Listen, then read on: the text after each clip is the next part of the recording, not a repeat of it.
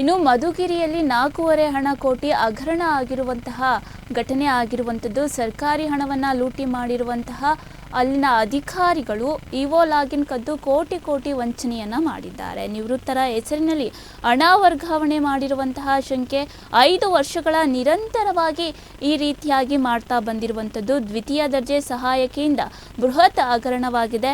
ಇಒಗಳು ಅಮಾನತು ಹಾಗೆ ಈ ವಿಚಾರಕ್ಕೆ ಸಂಬಂಧಪಟ್ಟಂತೆ ತನಿಖೆ ತೀವ್ರವಾಗಿ ಮಾಡ್ತಾ ಇರುವಂಥದ್ದು ಪೊಲೀಸರು. ಮಧುಗಿರಿ ತಾಲೂಕು ಪಂಚಾಯಿತಿಯಲ್ಲಿ ಭ್ರಷ್ಟಾಚಾರ ಆಗಿದೆ. ಮಧುಗಿರಿ ತಾಲೂಕು ಪಂಚಾಯಿತಿಯಲ್ಲಿ ಸುಮಾರು 4.5 ಕೋಟಿ ರೂಪಾಯಿ ಹಣ ದುರುಪಯೋಗ ಆಗಿರುವಂತಹ ಶಂಕೆ ವ್ಯಕ್ತವಾಗ್ತಾ ಇರುವಂಥದ್ದು.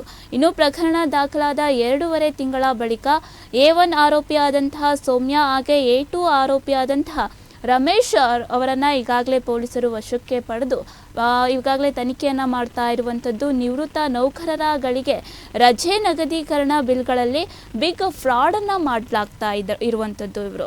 ಹಾಗೆ ಇಒ ಲಾಗಿನ್ ID ಹಾಗೆ ಡಿಜಿಟಲ್ ಸಹಿ ಕೀ ಕದ್ದು ಕೋಟಿ ರೂಪಾಯಿಯನ್ನು ಲೂಟಿ ಮಾಡಿರುವಂತಹ ದ್ವಿತೀಯ ದರ್ಜೆ ಸಹಾಯಕಿ ಹಾಗೆ ಮೃತರ ಹಾಗೂ ನಿವೃತ್ತರ ಹೆಸರಿನಲ್ಲಿ ಕುಟುಂಬದವರ ಬ್ಯಾಂಕ್ ಖಾತೆಗಳಿಗೆ ಸರ್ಕಾರಿ ಹಣವನ್ನು ವರ್ಗಾವಣೆ ಮಾಡಲಾಗ್ತಾ ಇರುವಂಥದ್ದು.